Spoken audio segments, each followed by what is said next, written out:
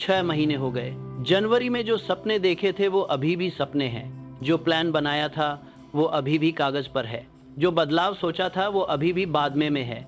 और अभी आप क्या कर रहे हैं? खुद से एक चुपचाप सौदा। अगले महीने से सीरियसली लूंगा। अक्टूबर से नई शुरुआत। जनवरी आएगी तो सब ठीक हो जाएगा। मैं आपसे एक बात कहना चाहता हूँ, और चाहता हूँ कि डिफेंसिव होने से पहले पूरी बात सुने। जहाँ आप बैठे हैं वहीं से इसी वक्त आप अपनी जिंदगी की मेज पर बैठकर जिंदगी से बेहतर शर्तें मनवाने की कोशिश कर रहे हैं। इन 6 महीनों के लिए माफ कर दो, अगले 6 में गंभीर रहूंगा। और जिंदगी जो सबसे धैर्यवान और सबसे निर्दयी लेनदार है, बस हाथ जोड़कर इंतजार करती है, क्योंकि उसने ये वादा पहले 10,000 लोगों से सुना है और वो जानती है उनमें से कितने लोगों ने वो वादा पूरा किया। आज मैं आपको 7 नियम बताऊंगा, एक एक करके, तब तक जब तक आप समझ न जाएं। आपकी वापसी जनवरी में शुरू नहीं होती, यह अभी शुरू होती है। मैं किसी थियरी से नहीं, एक इंसान से शुरू करता हूँ, क्योंकि सच हमेशा किसी इंसान की कहानी से सबसे आसानी से दिल में उतरता है। एक आदमी था, 50 साल से ज़्यादा उम्र, मिल्क शेक मशीनें बेचकर जिंदगी चला रहा था। न जवान, न अमीर, न कोई बड़ा नाम। दुनिया की नज़र में उसकी कहानी खत्म हो चुकी थी।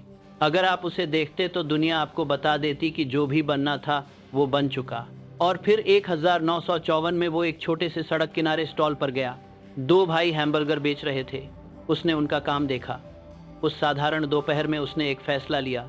मैं अभी उसका नाम नहीं बताऊंगा, लेकिन बताऊंगा कि उस आदमी ने जो फैसला लिया उसने आगे चलकर पूरी दुनिया का खाना बदल दिया। दुनिया के गणित के हिसाब से उसका करियर खत्म था, जब तक उसने खुद तय नहीं किया कि वो अभी खत्म नहीं हुआ। अब इस बात पर ध्यान दीजिए, क्योंकि ये उस झूठ के बिल्कुल उलटा है जो आप इस साल की शुरुआत से ढो रहे हैं। आपको बताया गया है और आपने मान लिया है कि उठने का एक सही वक्त होता है, और अगर वो वक्त निकल जाए तो दरवाजे बंद हो जाते हैं। ये झूठ है। मैंने 20 साल में 500 से ज़्यादा ऐसे लोगों के रिकॉर्ड्स इकट्ठे किए जिन्होंने शून्य से दौलत बनाई। मैं ढूंढता रहा वो नियम जो कहता हो कि 30, 40 या 50 की उम्र के बाद मौका खत्म। मुझे वो नियम कभी नहीं मिला, क्योंकि वो है ही नहीं। जिन नियमों से इंसान का उठान होता है उनमें कोई उम्र की शर्त नहीं लिखी, और किसी बड़े शिक्षक ने ऐसा नियम नहीं लिखा, क्योंकि लिखने के लिए कोई नियम था ही नहीं। ये मानना कि बहुत देर हो चुकी है आपकी सबसे महंगी गलती है, और आप इसे लेकर पैदा नहीं हुए थे। ये आपको सौंपा गया है और आप इसे वापस कर सकते हैं। दूर जाने वाला हवाई जहाज रास्ते में सैकड़ों बार अपने पाथ से भटकता है, लेकिन वो वापस एयरपोर्ट नहीं लौटता कि सही से शुरू करूं। वो जहां है वहीं से करेक्ट करता है और पहुंच जाता है। अगली बार जब कोई आपको वक्त की कमी का डर दिखाकर कुछ बेचने की कोशिश करे, ध्यान से देखिए कि बेचने वाला कौन है। वो लगभग हमेशा वही होता है जो आपकी घबराहट से फायदा उठाता है। टिक टिक करती घड़ी उसकी बिक्री का एकमात्र जरिया है। लेकिन जिन लोगों ने सच में दौलत बनाई, उन्होंने वो घड़ी कभी नहीं पहनी। वो समय के खिलाफ नहीं थे। वो जानते थे समय उनका दुश्मन नहीं था। उनका एकमात्र दुश्मन था समय का बर्बाद होना, और वही है जिस पर अब बात करनी है।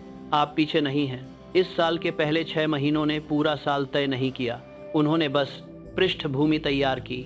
जो इंसान ये समझ लेता है वो कैलेंडर को लेकर रोना बंद कर देता है और उस एक चीज का इस्तेमाल शुरू करता है जिसे कैलेंडर कभी छू नहीं सकता। वो शक्ति जो अभी इसी पल तय कर सकती है कि बाकी वक्त कैसा होगा। तो हम वहीं से शुरू करेंगे, पछतावे से नहीं, उस दौलत से जो अभी भी आपके हाथों में है। अब मुझे आपके असली दुश्मन का नाम लेना होगा, क्योंकि आप गलत को दोष दे रहे हैं। आप बीते महीनों को दोष दे रहे हैं, धीमी शुरुआत को, खराब हालात को, लेकिन इन्होंने आपको नहीं लूटा। और जब तक आप इन्हें दोष देते रहेंगे, असली चोर से दूर रहेंगे, जो कैलेंडर से भी ज़्यादा आपके करीब है, आपकी त्वचा से भी ज़्यादा करीब। मैं उस चोर को खुद बोलने देता हूँ। एक बार मैंने हर इंसान की सफलता के दुश्मन का कबूलनामा रिकॉर्ड किया। उसने कहा, मैं इंसानों के दिमाग पर इसलिए काबू रखता हूँ क्योंकि वो खुद सोचने में बहुत आलसी हैं। आलस और उदासीनता मिलकर टालमटोल करते हैं, और टालमटोल को जिंदगी बना लेने से भटकाव होता है। यही पूरा समीकरण है।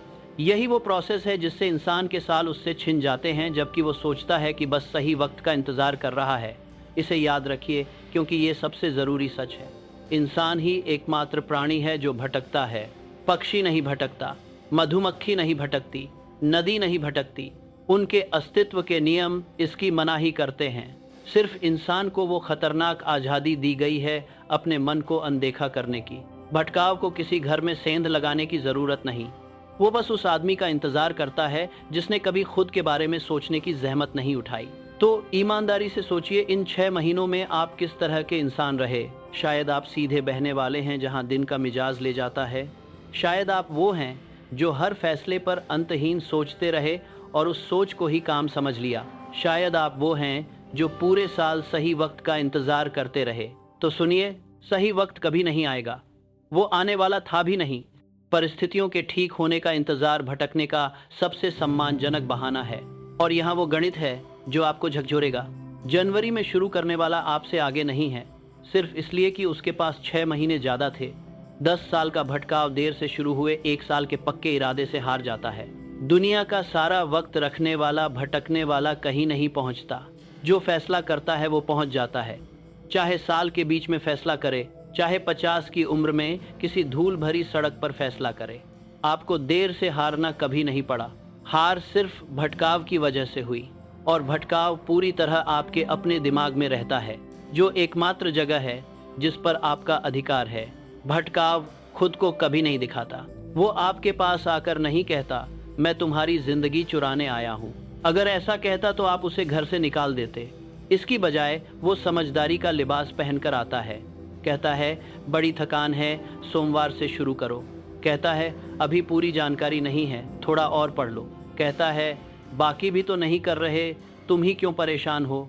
ये सब वाक्य समझदारी जैसे लगते हैं, लेकिन ये सब आपके दुश्मन की आवाज़ है जो आपके लिए सोच रहा है, क्योंकि आप खुद सोचने के लिए बहुत थक चुके हैं। मैंने इस भटकाव को अच्छे दिमाग वाले सच में काबिल लोगों को निगलते देखा है, और त्रासदी हमेशा एक जैसी थी। ऐसा नहीं था कि उनमें काबिलियत नहीं थी, बात यह थी कि वो उसे यूज़ करने में एक एक दिन की देरी करते रहे, जब तक वो देरी ही उनकी पहचान नहीं बन गई। मन खालीपन को नापसंद करता है, और मन के खाली हिस्से में दुश्मन अपना पसंदीदा सामान भर देता है। डर, गरीबी का डर, आलोचना का डर, लोग क्या कहेंगे का डर, और ये डर आपकी अपनी आवाज़ में बोलते हैं। इसीलिए आप इन्हें अपने विचार समझ लेते हैं। ये आपके विचार नहीं हैं। भटकाव को लड़कर नहीं हटाया जाता, उसे एक निश्चित लक्ष्य से ढकेला जाता है। जो मन एक पक्के मकसद में डूबा हो, उसमें दुश्मन के लिए कोई जगह नहीं बचती।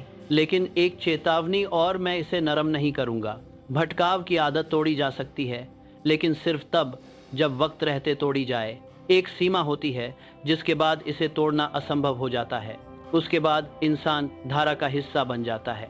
वो अभी भी नए साल के वादे कर सकता है, सोमवार के संकल्प ले सकता है, लेकिन हर कदम उसे और मजबूती से जकड़ता है। मैं आपको ये डराने के लिए नहीं बता रहा, मैं आपको इसलिए बता रहा हूँ क्योंकि आप अभी उस सीमा के सही तरफ हैं, और कोई गारंटी नहीं कि आप हमेशा यहीं रहेंगे। कैलेंडर में भले कोई डेडलाइन न हो, भटकाव की एक डेडलाइन जरूर होती है। यही वो डेडलाइन है जिससे मैं आपको डराना चाहता हूँ। अब मैं कुछ ऐसा कहूँगा जो पहले विरोधाभास लगेगा। मैंने अभी कहा भटकाव आपके साल चुरा लेता है, और अब कह रहा हूँ वो बीते हुए 6 महीने बर्बाद नहीं हुए। दोनों बातें सच हैं, और दोनों को एक साथ समझना ही असली ज्ञान है। एक इंसान की बात करते हैं, वो बार बार असफल हुआ था। सिर्फ एक बार नहीं, कई बार। उसने कंपनियां बनाई जो उसी के नेतृत्व में डूब गईं। दौलतमंद लोगों की नज़र में वो एक ऐसा सपने देखने वाला था जो कुछ कर नहीं सकता। 45 साल की उम्र तक दुनिया ने कह दिया था कि ये इंसान दौड़ में था ही नहीं, और फिर उस 2 बार असफल 45 साल के इंसान ने वो कर दिखाया जिसने पूरी दुनिया को पहियों पर चला दिया। मैं हेनरी फोर्ड की बात कर रहा हूँ, और मैं चाहता हूँ कि आप ध्यान दें। उनका महान काम पिछली असफलताओं के बावजूद नहीं हुआ, वो उन्हीं से उपजा। जो कुछ उन्होंने बनाया, उसे बनाने से पहले उन्हें टूटी हुई चीज़ें बनानी पड़ी। हर असफलता ने उन्हें कुछ ऐसा सिखाया जो किसी किताब में नहीं था। अब एक और इंसान की बात करते हैं। डार्बी सोने की तलाश में सब कुछ दांव पर लगाया, खुदाई की, गहराई तक गया, और जब सोने की नस गायब होती लगी, हार मान ली। मशीनरी कबाड़ में बेच दी, घर लौट आया। कबाड़ वाले ने इंजीनियर बुलाया, इंजीनियर ने कैलकुलेट किया। सोना वहां से सिर्फ 3 फीट दूर था जहां डार्बी ने खुदाई बंद की थी। 3 फीट। एक किस्मत बस हाथ की पहुंच से थोड़ी दूर रह गई। ये छोड़ने की कहानी है। मैंने इसे कई बार चेतावनी की तरह सुनाई है, लेकिन इसका दूसरा पहलू सुनिए। डार्बी वो सबक कभी नहीं भूले। उन्होंने जीवन बीमा बेचने के काम में भी सफलता से 3 कदम पहले रुकने का सबक याद रखा। जब भी कोई कस्टमर ना कहता डार्बी को वो सोने की खान याद आती और वो सफलता से 3 फीट पहले रुकने से इनकार कर देते। उन्होंने उसी हार पर दौलत खड़ी की जिसने कभी उन्हें कुचला था, क्योंकि उन्होंने उस हार को कब्र का पत्थर नहीं बीज माना। अब एक और इंसान की बात। शिकागो में एक युवा पादरी था। लगभग 2 साल तक उसके मन में एक ही बड़ा सपना था, एक ऐसा कॉलेज बनाना जहां बच्चे सिर्फ रटे नहीं करके सीखें। इसके लिए $10 लाख चाहिए थे, एक गरीब पादरी के लिए नामुमकिन। तो 2 साल तक उसने वही किया जो ज़्यादातर लोग अपने नामुमकिन सपनों के साथ करते हैं। उसने इसके बारे में सोचा, इसे संजोया, बार बार सोचा, लेकिन कोई नतीजा नहीं, क्योंकि सोचना और फैसला करना एक ही बात नहीं है। अब ध्यान दीजिए वो 2 साल क्या थे। बाहर से देखो 2 साल बर्बाद, एक नौजवान की जिंदगी के 2 कीमती साल। लेकिन वो बर्बाद नहीं थे, वो उसकी ट्रेनिंग थी। आखिरकार एक शनिवार को उसने एक पक्का फैसला लिया, 1 हफ्ते के अंदर मुझे वो $10 लाख मिल जाएंगे। और उस फैसले के लिए जो सरमन ज़रूरी था वो उसके अंदर पहले से लिखा था, क्योंकि 2 साल की तथाकथित बर्बाद चाहत चुपचाप उसे तैयार कर रही थी। उसने सरमन दिया। श्रोताओं में एक बिजनेसमैन आर्मर था। उसने तुरंत पूरी रकम देने की पेशकश की। फैसला लेने के 36 घंटों के अंदर डॉक्टर फ्रैंक गंसाल्स के हाथ में वो पैसा था जो 2 साल के सिर्फ सोचने से कभी नहीं मिला था। और आर्मर इंस्टीट्यूट ऑफ टेक्नोलॉजी आज उसी का प्रमाण है। इस सबक को ध्यान से सुनिए। वो 2 साल असफलता नहीं थे, वो बीज बोने की जमीन थे। वो उसकी सफलता के दुश्मन नहीं थे, वो जमीन थे जिसमें उसकी सफलता पनपी। तो जब आप इस साल के पहले 6 महीनों को पीछे मुड़कर देखते हैं और उसे हानि कहते हैं, आप गुंसालस की वो पुरानी गलती दोहरा रहे हैं। ट्रेनिंग को असफलता समझ रहे हैं। बीज तो हर वक्त बोया जा रहा था, आप बस उस फैसले तक नहीं पहुंचे जिससे वो अंकुरित हो सके। हर मुसीबत में, हर हार में, हर बर्बाद लगने वाले वक्त में एक बराबर या उससे बड़े फायदे का बीज छिपा होता है। मेरा मतलब सांत्वना देना नहीं है, मेरा मतलब लगभग शाब्दिक है। एक सही ढंग से समझी गई हार उससे कहीं ज्यादा दे सकती है जितना उसने छीना। लेकिन तभी जब आप नुकसान पर रोने के बजाय बीज बोएं, तो अब वो 6 महीने लीजिए, पूछिए इन्होंने मुझे क्या सिखाया। अगर आप ईमानदार हैं तो जवाब कभी कुछ नहीं होगा। वो जवाब आपका बीज है, इसे बोइए। अब आपके पास पूंजी है, लेकिन तिजोरी में पड़ी पूंजी किसी को अमीर नहीं बनाती। उसे काम में लाने के लिए कुछ चाहिए, और वो कुछ सबसे पुरानी शक्ति है जो मैंने सफल लोगों में देखी, इच्छा। लेकिन पहले समझिए इच्छा क्या है, क्योंकि लगभग हर इंसान असली चीज और उसकी कमजोर नकल में फर्क नहीं कर पाता। एक नौजवान मालगाड़ी से उतरा, यात्री डिब्बे से नहीं मालगाड़ी से। जैसे तब सफर होता है जब कुछ नहीं होता। वो उस जमाने के सबसे बड़े इन्वेंटर की लेबोरेटरी में पहुंचा। न पैसा, न रुतबा, न कोई जाहिर काबिलियत, लेकिन उसने कहा, मैं आपका पार्टनर बनने आया हूँ। सब हंसे। एक मालगाड़ी से उतरा साधारण लड़का और दुनिया के सबसे बड़े इन्वेंटर का पार्टनर, बेतुकी बात।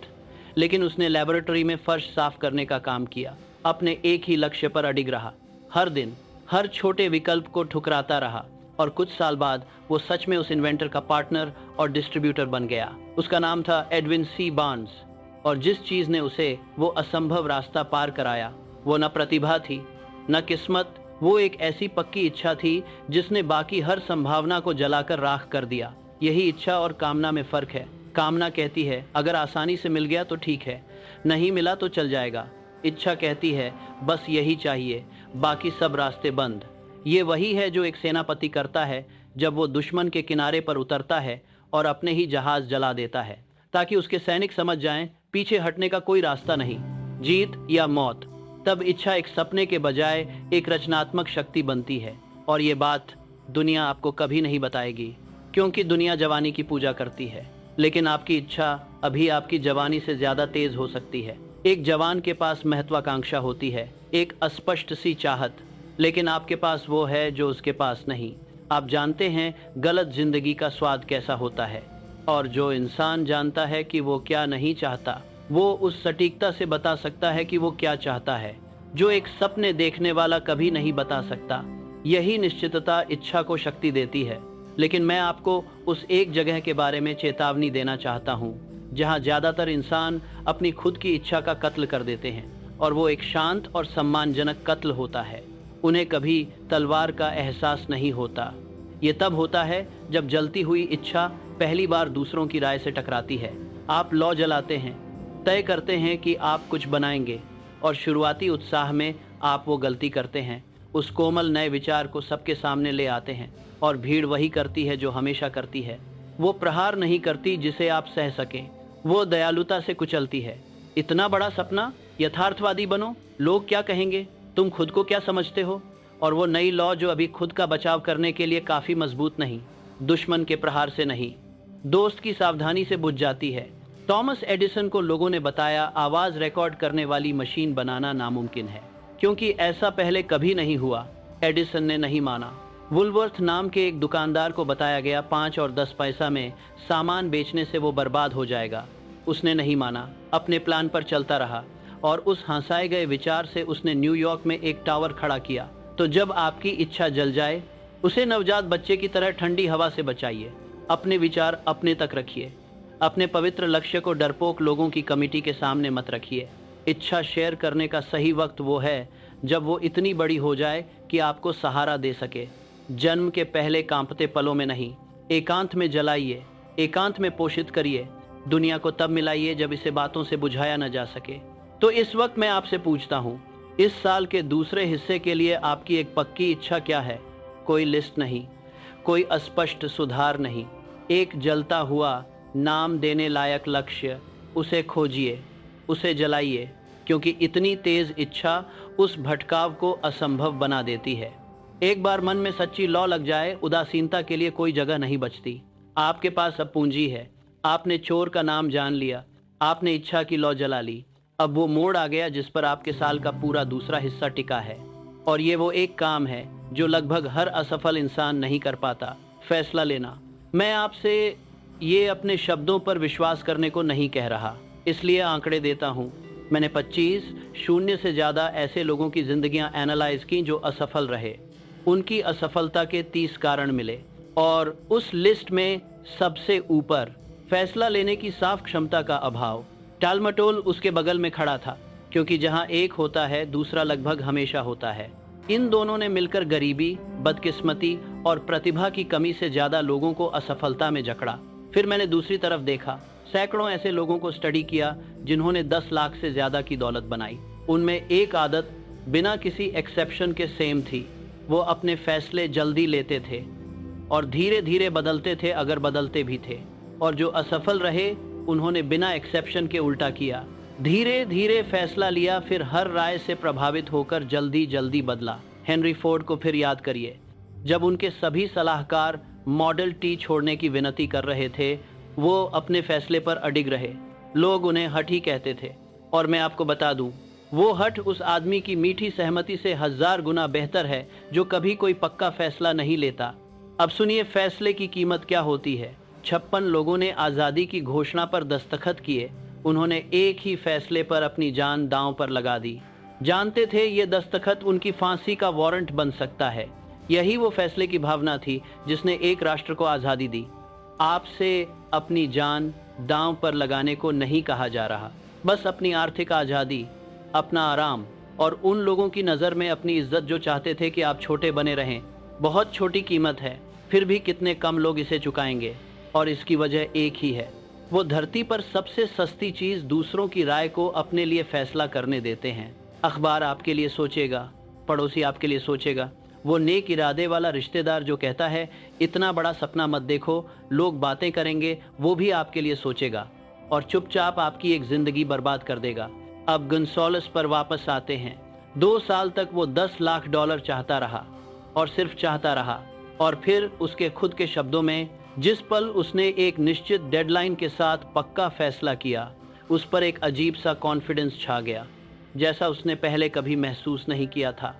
और उसके अंदर से आवाज़ आई, तुमने ये फैसला पहले क्यों नहीं लिया? पैसा तो हर वक्त तुम्हारा इंतज़ार कर रहा था। साथ ही मंत्री अतीसधिकार के मामले में अलग ला रहे कि उन्होंने मामले में, मैं चाहता हूँ कि ये वाक्य आपके दिल में चुभ जाए। पैसा तो हर वक्त तुम्हारा इंतज़ार कर रहा था। 2 और साल बीतने से ये नतीजा नहीं निकला। बेहतर हालात से नहीं, ज़्यादा तैयारी से नहीं, ये फैसले से निकला। और वो फैसला पहले दिन भी उतनी ही आसानी से लिया जा सकता था। अब ये आप पर लागू करिए। आप कहते रहे और वक्त चाहिए। अगर जनवरी में शुरू किया होता तो बात कुछ और होती, लेकिन गन्सोलस की गवाही और हर उस इंसान की गवाही जिसने दौलत बनाई, एक स्वर में इसके उलट कहती है, आप जिसका इंतजार कर रहे थे वो और वक्त नहीं था, वो फैसला था। और वो फैसला इन 6 महीनों के हर दिन आपके लिए उपलब्ध था, ठीक वैसे ही जैसे आज रात उपलब्ध है। जो आप चाहते हैं वो शायद हर वक्त उस दरवाजे के पीछे था, जिसके पास से आप 100 बार गुजरे लेकिन खोला नहीं। फैसले को कैलेंडर की परमिशन नहीं चाहिए, उसे बस आपके साहस की जरूरत है, और साहस वक्त के उलट एक पल में जुटाया जा सकता है। फैसला लेना शानदार है, लेकिन अगर मैं आपको कहूं कि सिर्फ फैसला ही आपको साल के अंत तक ले जाएगा, तो मैं आपसे झूठ बोल रहा हूँगा। फैसले और उसके पूरे होने के बीच एक रास्ता है, और उस रास्ते पर ज्यादातर लोग पीछे मुड़ जाते हैं। जो गुण उस रास्ते को पार कराता है उसका एक सीधा नाम है दृढ़ता। दुनिया शानदार शुरुआत करने वालों से भरी है, और निराश होकर हार मान लेने वालों से भी। इन दोनों के बीच का फर्क सिर्फ इतना है कि शुरुआती जोश खत्म होने के बाद भी कोई आगे बढ़ पाता है या नहीं। मेरे एक बेटे की बात करता हूँ। वो सुनने की क्षमता के बिना दुनिया में आया। डॉक्टर्स ने अपना फैसला सुनाया, बच्चा जिंदगी भर बहरा और गूंगा रहेगा। एक सामान्य पिता शायद इसे अंतिम सत्य मान लेता। मैंने मानने से इनकार किया।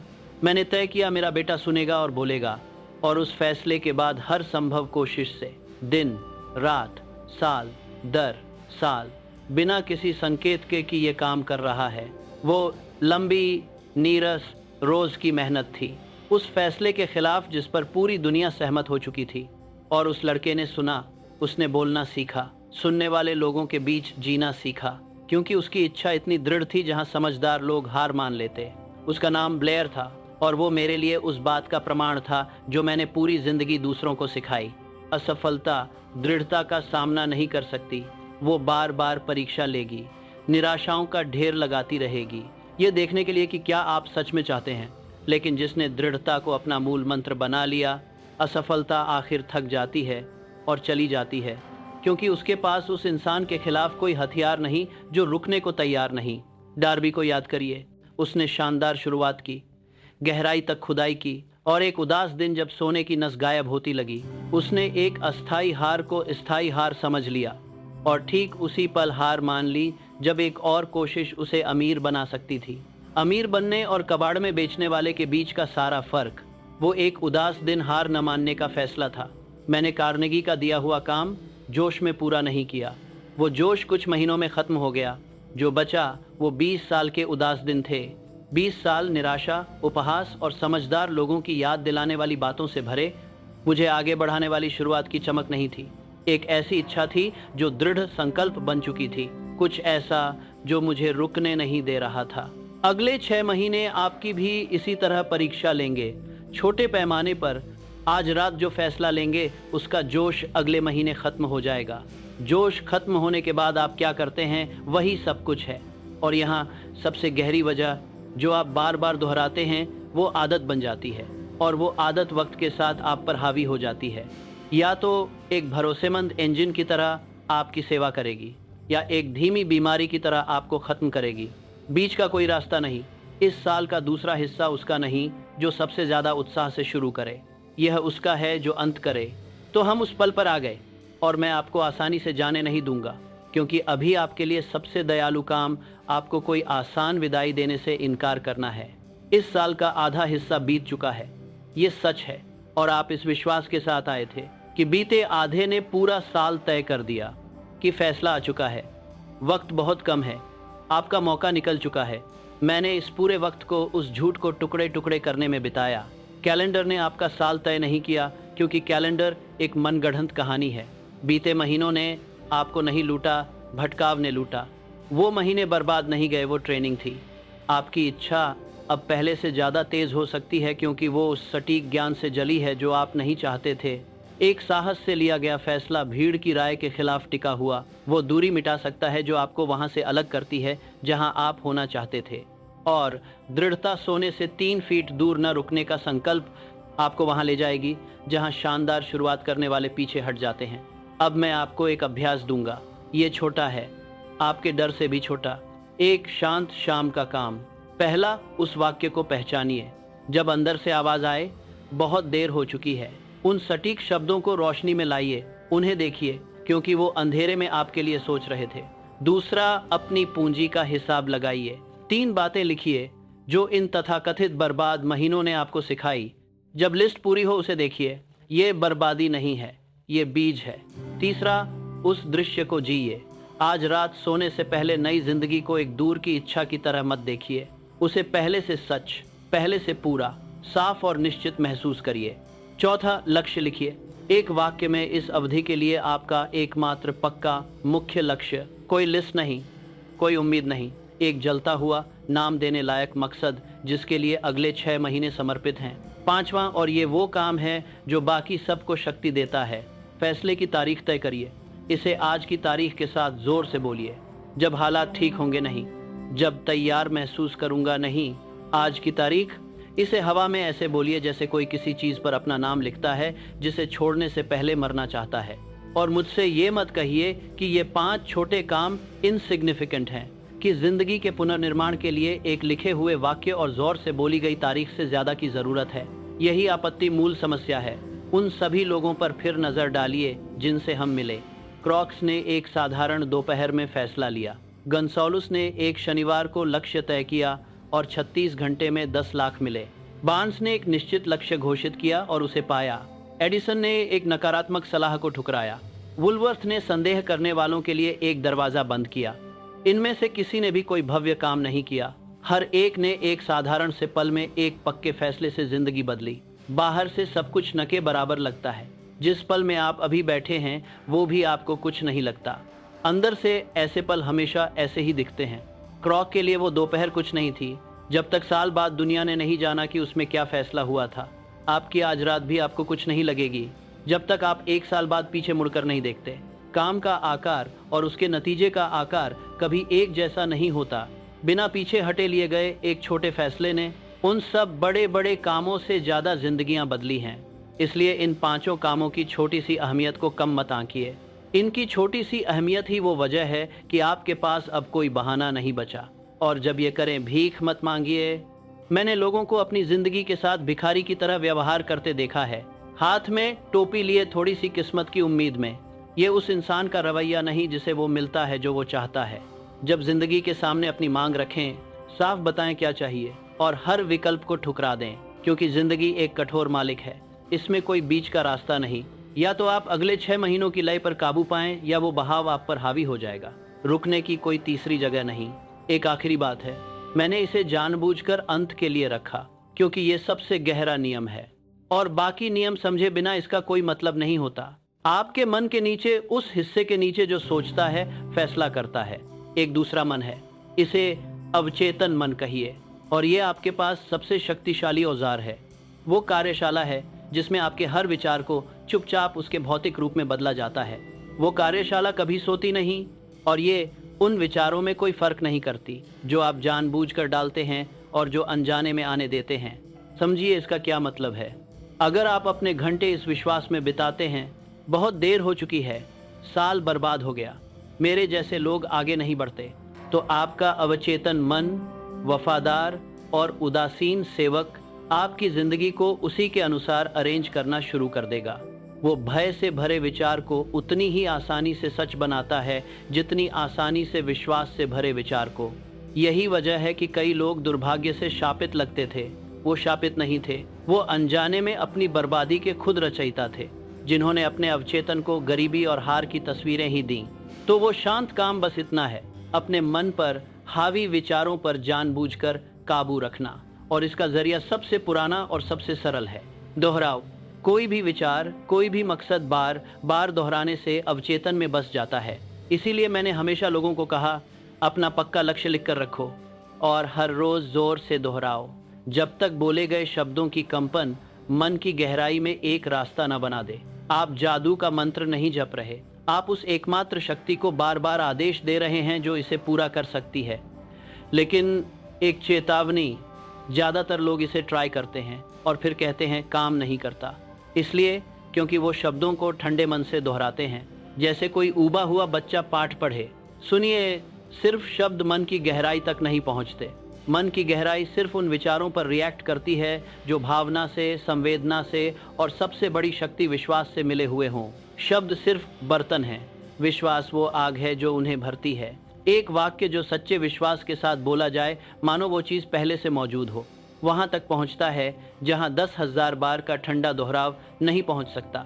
और विश्वास के बारे में एक कठोर सच हर युग के गुरुओं ने कहा, आस्था रखो।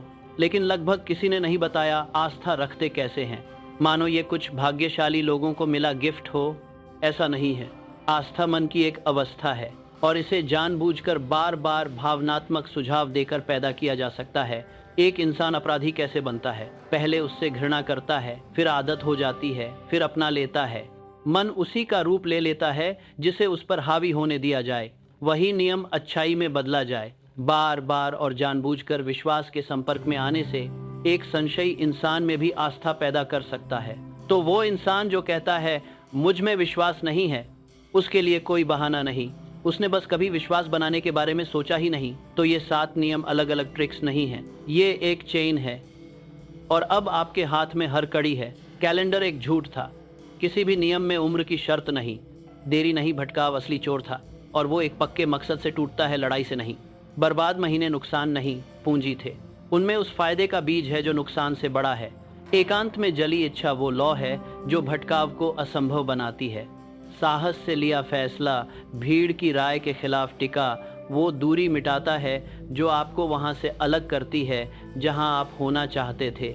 जोश खत्म होने के बाद भी दृढ़ता आपको उन नीरस दिनों से पार ले जाती है जब तक बूढ़ी असफलता थक न जाए।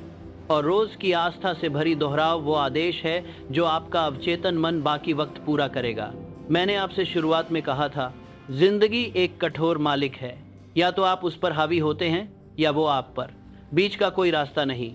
और आपको पूरे ब्रह्मांड में सिर्फ एक चीज पर हावी होने का अधिकार दिया गया है, अपने विचारों को सोचने की शक्ति, और उसी एक शक्ति से उस अवचेतन पर काबू जो बाकी सब कुछ आकार देता है। जिंदगी पर हावी होना बस उस शक्ति को ग्रहण करना है, जानबूझकर अपने प्रमुख विचार का चुनाव करना, अवचेतन को डर की बजाय आस्था से पोषित करना, और कैलेंडर को, भीड़ को, दुश्मन को अपने लिए सोचने से रोकना। वो शक्ति हमेशा आपकी थी, कभी कहीं और नहीं थी, हर वक्त आपका इंतजार कर रही थी, एक दरवाजे के पीछे जिसे आपको बस खोलना था। खोलने का फैसला करिए। इस साल का आधा हिस्सा बीत चुका है और उसने कुछ तय नहीं किया। जो आधा सब कुछ तय करता है अभी तक जिया नहीं गया। 1 जनवरी को शुरू नहीं होता, किसी भविष्य के सोमवार को नहीं, जब आप तैयार महसूस करें तब नहीं, क्योंकि तैयारी हमेशा से एक बहाव रही है अपने सबसे सम्मानजनक वेश में। यह आज रात से शुरू होती है, एक दिनांकित और जोर से बोले गए फैसले से, एक वाक्य से जो लिखा गया हो और हर रोज विश्वास की आग के साथ पढ़ा जाए। उस पल से जब आप उस शक्ति को ग्रहण करें जो हमेशा से आपकी थी। आपकी वापसी किसी दिन नहीं आएगी, ये एक ऐसी चीज है जिसे आप शुरू करते हैं और आप इसे अभी शुरू करते हैं। जाइए और इसे लिख लीजिए।